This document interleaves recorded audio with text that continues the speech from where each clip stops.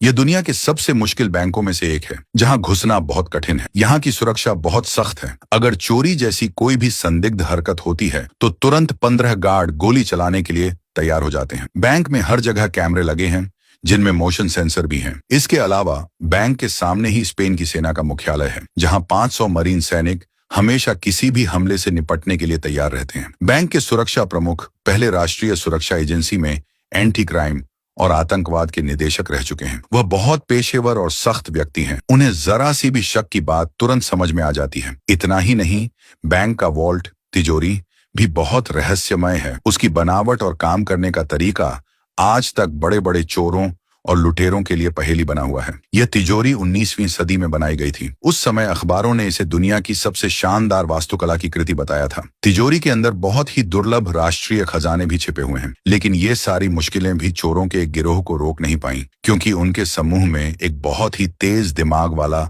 युवा लड़का था। उसने उस रहस्यमयी तिजोरी की बनावट को समझ लिया और उसे खोलने का तरीका भी ढूंढ लिया। यही वह सबसे कठिन काम था जिसे दुनिया भर के बड़े बड़े चोर लंबे समय से करने की कोशिश कर रहे थे, लेकिन सफल नहीं हो पाए। तो आखिर उसने इतनी कड़ी सुरक्षा वाले बैंक में कैसे घुसपैठ की, और क्या मास्टर चोरों की योजना सफल होगी? इस हाई आईक्यू मास्टर चोर की फिल्म की कहानी को समझने के लिए आगे की कहानी जानिए। वॉल्टर इंग्लैंड में एक आर्टिफैक्ट, पुरानी वस्तुओं को खोजने और बचाने वाली कंपनी का नेता है। एक बार समुद्र में खोज के दौरान वॉल्टर और उसकी टीम को 1645 में डूबा एक अंग्रेजी जहाज मिला। जेम्स नाम के गोताखोर को एक डिब्बा मिला, जिसके अंदर 3 प्राचीन सोने के सिक्के थे। इन तीनों सिक्कों में एक ऐसा राज छिपा था जिसे सुनकर कोई भी लालच में आ जाए। लेकिन अपनी खोज का जश्न मनाने से पहले ही उनका जहाज स्पेन की नौसेना ने घेर लिया। नौसेना का दावा था कि इस टीम ने उनके समुद्री क्षेत्र में खजाना निकाला है। उसके बाद स्पेन की नौसेना ने वॉल्टर की टीम द्वारा निकाली गई सारी पुरानी वस्तुएं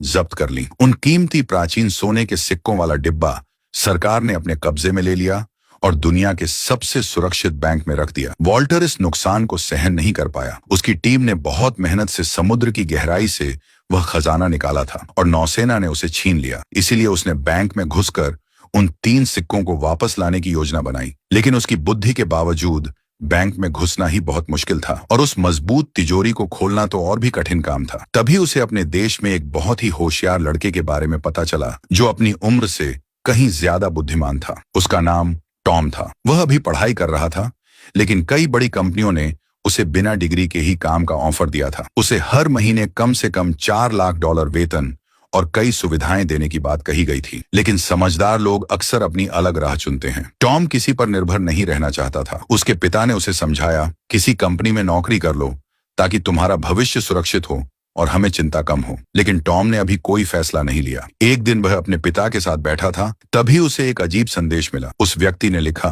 मैं तुमसे मिलना चाहता हूं क्योंकि मैं तुम्हारी जिंदगी का सबसे बड़ा मौका हूं। यह जानने की उत्सुकता में कि यह मौका क्या है, टॉम ने उस संदेश में दिए निर्देशों का पालन किया। लॉरेन नाम की लड़की उसे लेने आई थी, जिसे वॉल्टर ने भेजा था। लॉरेन एक माहिर चोर थी जो जेब काटने में विशेषज्ञ थी। उसकी आकर्षक और प्रभावशाली बातों से टॉम को अच्छा लगा और वह उसके साथ उस व्यक्ति से मिलने चला गया जिसने उसे संदेश भेजा था। लॉरेन टॉम को वॉल्टर के पास ले गई। बच्चे जैसे चेहरे वाले छात्र से बात करते हुए वॉल्टर सीधे मुद्दे पर आ गया। उसने कहा, मैं चाहता हूं कि तुम मेरी मदद करो दुनिया के सबसे सुरक्षित बैंक में घुसने के लिए, ताकि मैं वह चीज वापस ले सकूं जो मैंने खुद समुद्र की गहराई से खोजी थी। टॉम ने पूछा, क्या आपको लगता है कि मैं कोई पेशेवर चोर हूं? वॉल्टर बोला, इस मुलाकात से पहले मैंने तुम्हारे बारे में पूरी जानकारी जुटाई है। वॉल्टर ने कहा, मुझे तुमसे बस इतना चाहिए कि तुम उस बैंक की तिजोरी के काम करने का तरीका समझने में हमारी मदद करो। टॉम ने पूछा, आपको क्यों लगता है कि मैं इसमें हिस्सा लूंगा? वॉल्टर बोला, अगर हम सफल हो गए तो तुम्हें इतना पैसा मिलेगा कि तुम 5 पीढ़ियों तक आराम से जी सकोगे, फिर भी पैसा खत्म नहीं होगा। यह कहकर वह स्पेन का एक हवाई टिकट टॉम के सामने रखकर चला गया। टॉम ने इंटरनेट पर उस बैंक के बारे में थोड़ा शोध किया। वह अपनी काबिलियत को भी परखना चाहता था, इसलिए उसने स्पेन जाने का फैसला कर लिया। एयरपोर्ट पर उसे लेने फिर वही चोर लड़की लॉरेन आई। वह उसे उनके ठिकाने पर ले गई। टॉम को देखकर वॉल्टर बहुत खुश हुआ। इसके बाद टॉम की टीम से मुलाकात कराई गई। क्लाउस एक जीनियस कंप्यूटर हैकर था। जेम्स वॉल्टर का पुराना साथी था और साइमन वह व्यक्ति था जो अलग अलग काम संभालकर सबकी मदद करता था। इन लोगों ने टॉम के मासूम और कम उम्र वाले चेहरे को देखकर उसे हल्के में लिया, लेकिन टॉम को कोई फर्क नहीं पड़ा। उसके मन में था कि जितना लोग उसे कम समझेंगे उतना ही अच्छा है। समय आने पर असली काबिलियत सामने आ ही जाती है। इसी बीच सुपर हैकर क्लाउस ने एक वायरस बनाया ताकि उसे बैंक के मुख्य कंप्यूटर में डालकर कैमरों पर नियंत्रण पाया जा सके। लेकिन सबसे बड़ी समस्या थी वॉइसमेल का पासवर्ड। पासवर्ड के बिना वे बैंक के सिस्टम में घुस नहीं सकते थे। तभी टॉम को एक आइडिया आया। उसने कहा, किसी कर्मचारी को फोन करो और बैंक ऑफ स्पेन की मैसेजिंग सेवा बनकर बात करो। फिर कहो कि आपके लिए एक वॉइस मैसेज है। सुनने के लिए बीप के बाद अपना पासवर्ड डालें। सबको लगा यह आसान बात है, लेकिन हैरानी की बात यह थी कि यह तरीका पूरी तरह सफल हो गया। क्लाउस को बैंक के अंदर लगे कुछ कैमरों की रिकॉर्डिंग तक पहुंच मिल गई। भले ही यह टॉम का बहुत बड़ा या जटिल विचार नहीं था, लेकिन जो लोग नहीं जानते थे उनके लिए यह बहुत मुश्किल काम था। वॉल्टर ने टॉम को उन 3 सोने के सिक्कों का राज भी बता दिया। यह कहानी 16वीं सदी के एक अंग्रेज नाविक की थी। उसने स्पेन के शाही जहाज पर बहुत सारा खजाना ले जाकर कहीं दफना दिया था, लेकिन आज तक किसी को नहीं पता कि वह खजाना कहाँ है। 30 साल पहले वॉल्टर ने एक पत्र खरीदा था जिसमें खजाने की जगह के कुछ सुराग थे। बाद में पता चला कि खजाने की सही जगह और उसके निर्देशांक उन्हीं 3 सोने के सिक्कों पर खुदे हुए हैं। वॉल्टर ने कई साल समुद्र में उन सिक्कों को खोजने में लगा दिए और अब वे सिक्के स्पेन सरकार के कब्जे में दुनिया के सबसे सुरक्षित बैंक में रखे हुए हैं। ये दुनिया के सबसे मुश्किल बैंकों में से एक था, जहां घुसना लगभग नामुमकिन था। वॉल्टर ने टॉम से वादा किया कि अगर सब कुछ सफल हुआ तो खजाने की कीमत सबके बीच बराबर बांटी जाएगी, और अगर वे असफल हो गए तो भी वह टॉम को यहां आने और मेहनत करने के बदले अच्छा मुआवजा देगा। चर्चा के बाद पूरी टीम ने मिलकर योजना बनाई। सबसे पहले उन्हें बैंक बनकर एक औद्योगिक सफाई कंपनी को फोन करना था और कहना था कि अलार्म सिस्टम में दिक्कत होने की वजह से कुछ दिनों के लिए सफाई रद्द की जा रही है। साइमन और टॉम उसी सफाई कंपनी के कर्मचारी बनकर बैंक पहुंचे। उन्होंने अपनी भूमिका बहुत अच्छे से निभाई, इसलिए बिना किसी शक के सुरक्षा गेट पार कर गए। दोनों बैंक के अंदर पहुंच गए ताकि योजना को आगे बढ़ा सकें। उधर लॉरेन ने एक महंगी पेंटिंग की जांच करने वाली विशेषज्ञ अप्रेजर का रूप धारण किया। वह यह देखने आई थी कि कहीं पेंटिंग को कोई नुकसान तो नहीं हुआ है। वह आराम से बैंक के मुख्य दरवाजे से अंदर गई और सुरक्षा प्रमुख गुस्तावो से मिली। गुस्तावो को उस लड़की पर कोई शक नहीं हुआ क्योंकि उसे पेंटिंग्स के बारे में बहुत जानकारी थी। लॉरेन ने जानबूझकर गुस्तावो से अपनी बबल टी पकड़ने को कहा ताकि वह उसकी उंगलियों के निशान हासिल कर सके। क्लाउस घर से कैमरे के जरिए अपने साथियों पर नजर रख रहा था। उसने साइमन को इशारा किया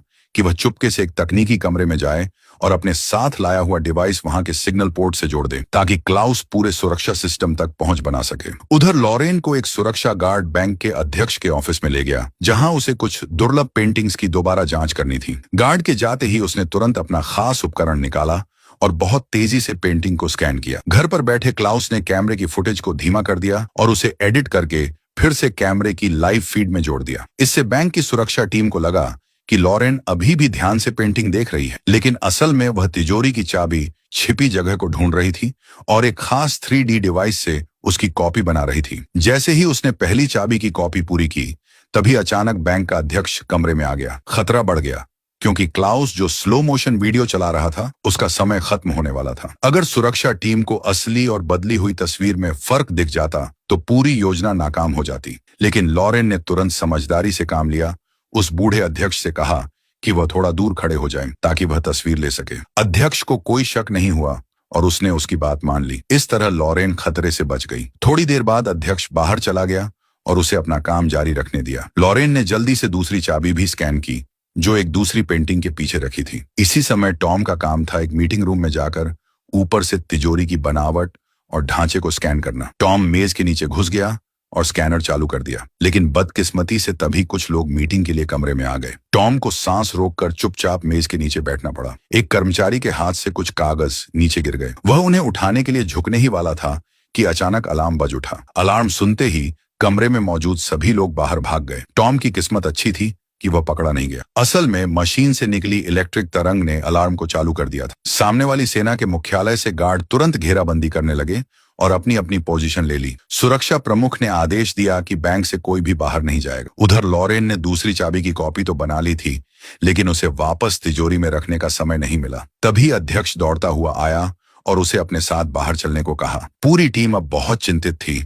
सब लोग घबराए हुए थे और समझ नहीं पा रहे थे कि क्या करें। तभी टॉम ने खुद आगे बढ़कर कहा कि वह लॉरेन से गिरी हुई चाबी पकड़कर उसे वापस उसकी जगह रख देगा। किस्मत से टॉम ने चाबी सही समय पर पकड़ ली और उसे जमीन पर गिरने नहीं दिया। जैसे ही टॉम ने चाबी वापस तिजोरी में रखी, तभी एक गार्ड कमरे में आ गया। उसने पूछा, अरे तुम यहाँ क्या कर रहे हो? टॉम बोला, ओह, मैं हेडफोन लगाया था, इसलिए अलार्म की आवाज नहीं सुनी। गार्ड ने कहा, तुरंत बाहर निकलो। गुस्तावो ने देखा कि अलार्म का सिग्नल तिजोरी से आया था। उसने सुरक्षा कर्मियों को नीचे भेजा, लेकिन उन्हें कुछ भी संदिग्ध नहीं मिला। आखिरकार उसे सभी को जाने देने के अलावा कोई रास्ता नहीं था। बैंक से मिले डाटा को देखने के बाद टॉम ने अपनी तेज बुद्धि का परिचय दिया। उसने पाया कि स्कैनर एक जगह को साफ नहीं पढ़ पा रहा था। वहां पानी था। असल में तिजोरी के ऊपर एक बड़ा पानी का टैंक था। 19वीं सदी के इंजीनियरों ने तिजोरी की रक्षा के लिए एक जाल बनाया था। अगर कोई अंदर घुसने की कोशिश करता तो पाइपों से पानी निकलकर पूरी तिजोरी को भर देता और घुसपैठिया डूब जाता। टॉम ने यह भी समझा कि उस समय आज जैसी मोशन डिटेक्शन तकनीक नहीं थी। उसकी जगह एक बहुत बड़ा तराजू, बैलेंस स्केल लगाया गया था। जैसे ही तय वजन से ज्यादा भार उस प्लेटफॉर्म पर पड़ता, सिस्टम चालू हो जाता और पानी तुरंत भरने लगता। अब सबसे बड़ी समस्या यह थी कि उस तराजू को कैसे पार किया जाए ताकि तिजोरी तक पहुंचा जा सके। अलार्म वाली घटना के बाद जब सेना के विशेष बल बैंक के बाहर जमा हो गए थे, लेकिन कुछ भी नहीं मिला, तो बैंक के अध्यक्ष ने सुरक्षा प्रमुख को डांटा। उस समय विश्व कप का सीजन चल रहा था और चौक में बहुत सारे लोग स्पेन की टीम को चीयर करने के लिए जमा थे। अध्यक्ष के सलाहकार ने कहा कि शायद अलार्म का कारण बड़े जनरेटर और फुटबॉल मैच दिखाने वाली विशाल स्क्रीन का चुंबकीय प्रभाव हो सकता है। उधर जेम्स और साइमन नालों के रास्ते से होकर उस बड़े तराजू के आधार तक पहुंच गए। जैसा टॉम ने बताया था, वह सच में पुरानी इंजीनियरिंग का शानदार नमूना था। लेकिन अब नई समस्या सामने थी। तिजोरी तक पहुंचने के लिए सुरंग खोदने में कम से कम 15 दिन लगते। अगर वे तेजी से ड्रिल करते तो आवाज ज्यादा होती और वे पकड़े जाते। वे विश्व कप के समय का फायदा उठाना चाहते थे, जब लोग बाहर मैच देखने में व्यस्त हों। लेकिन फाइनल मैच सिर्फ 8 दिन बाद था। वॉल्टर निराश होकर इस योजना को छोड़ने के बारे में सोचने लगा, क्योंकि समस्या बहुत कठिन थी। पूरी टीम भी हिम्मत हारने लगी थी। लेकिन कई बार जिंदगी में मुश्किलें ही नए विचारों को जन्म देती हैं। एक दिन वॉल्टर सामने वाली इमारत की छत पर चढ़ गया। वहां से उसने देखा कि जब लोग फुटबॉल मैच के दौरान जोर जोर से चिल्लाते हैं, तो मोशन डिटेक्शन कैमरे भीड़ की तरफ घूम जाते हैं। इसका मतलब था कि वे ऊपर से बैंक में घुस सकते हैं। लेकिन यह योजना स्पेन की राष्ट्रीय टीम पर निर्भर थी। अगर टीम फाइनल तक पहुंचती, तभी भीड़ ज्यादा होती और योजना को अंजाम देने का मौका मिलता। किस्मत से स्पेन की टीम सेमीफाइनल जीतकर फाइनल में पहुंच गई। अब बस उस गुप्त तिजोरी तक पहुंचने के रास्ते को सुरक्षित बनाना बाकी था। इसी बीच एक दिन कंट्रोल रूम में ड्यूटी के दौरान सुरक्षा प्रमुख ने सफाई कर्मचारियों को बात करते सुना। वे कह रहे थे कि कुछ दिन पहले बैंक ने सफाई रद्द करने के लिए फोन किया था, क्योंकि कोई समस्या थी। तब उसे याद आया कि 2 नए सफाई कर्मचारी बैंक में आए थे। कैमरा फुटेज देखने पर टॉम और साइमन की तस्वीरें मिल गईं, लेकिन दोनों का कोई आपराधिक रिकॉर्ड नहीं था, इसलिए चेहरे की पहचान प्रणाली से उनकी पहचान तुरंत नहीं हो सकी। अब गुस्तावो और भी ज्यादा सतर्क हो गया। उसने गार्डों की संख्या बढ़ा दी और बैंक के हर कोने में अतिरिक्त कैमरे लगा दिए। उधर टॉम कई रातों से सोया नहीं था। वह पूरी लगन से उस बड़े तराजू की समस्या का हल खोज रहा था। और फिर अपनी तेज दिमाग की वजह से टॉम ने एक उपाय सोचा। उसने कहा कि वे नाइट्रोजन गैस का इस्तेमाल करेंगे, क्योंकि नाइट्रोजन गैस से धातु भी जम जाती है। उस बड़े तराजू को पूरी तरह जमाने के लिए कम से कम 500 किलो नाइट्रोजन गैस की जरूरत होगी। ये काम साइमन को करना था। सबने सहमति दी और योजना पर काम शुरू कर दिया। सबसे पहले उन्होंने सुरक्षा प्रमुख के फिंगरप्रिंट की नकली कॉपी बनाई। फिर तिजोरी का दरवाजा खोलने के लिए दोनों चाबियों की कॉपी तैयार की। वॉल्टर ने चुपचाप 3 नकली सोने के सिक्के भी बना लिए। ये सिक्के किस काम आएंगे, ये जानने के लिए फिल्म के अंत तक इंतजार करना होगा। आखिरकार स्पेन और नीदरलैंड डच टीम के बीच फाइनल मैच का दिन आ गया। इसी दिन इस देश में सदी की सबसे बड़ी चोरी होने वाली थी। चौक में लोग भारी भीड़ में इकट्ठा होकर मैच देखने और अपनी टीम को चीयर करने आए थे। टीम के सभी सदस्य अपनी अपनी जगह तैयार थे। टॉम, लॉरेन और जेम्स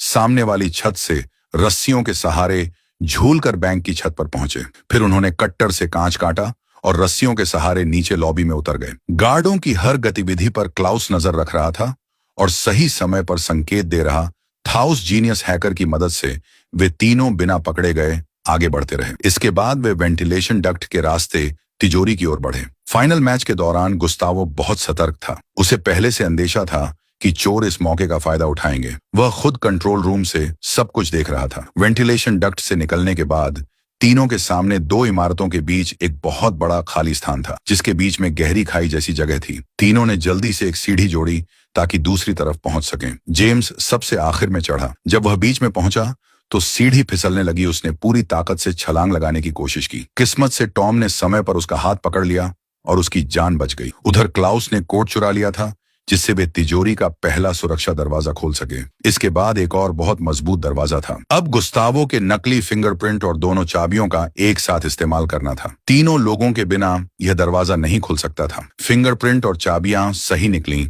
और आखिरकार अंतिम दरवाजा खुल गया। उनके सामने अब एक फर्श था जो एक बड़े तराजू पर बना हुआ था। नीचे सीवर में मौजूद साइमन को संकेत मिला और उसने उस विशाल तराजू के आधार पर नाइट्रोजन गैस छोड़ना शुरू किया। सब लोग सांस रोके इंतजार कर रहे थे। थोड़ी ही देर में तराजू पूरी तरह जम गया। टॉम सबसे पहले आगे बढ़ा ताकि सुरक्षा की जांच कर सके। जब उसे सब ठीक लगा तो बाकी लोग भी अंदर गए और 3 सिक्कों वाला डिब्बा ढूंढने लगे। उधर ड्यूटी पर मौजूद गुस्तावो ने देखा कि लॉबी के सेंसर बंद हो गए हैं। उसने तुरंत सुरक्षा टीम को जांच के लिए भेजा। उन्हें छत में एक छेद मिला। गुस्तावो समझ गया कि कुछ गड़बड़ है। उसने तुरंत सेना को बुलाकर बैंक को चारों तरफ से घेरने का आदेश दिया। इसी बीच तराजू के नीचे छोड़ी गई नाइट्रोजन गैस खत्म होने लगी और तराजू धीरे धीरे फिर से काम करने लगा। किस्मत से लॉरेन को वह डिब्बा मिल गया, लेकिन जैसे ही जेम्स ने उसे देखा, उसने बंदूक निकालकर दोनों पर तान दी और लॉरेन से डिब्बा देने को कहा। असल में जेम्स ब्रिटिश राज का एजेंट था। वह डिब्बा रानी के पास वापस ले जाना चाहता था। अब तराजू फिर से सामान्य तरीके से काम करने लगा था।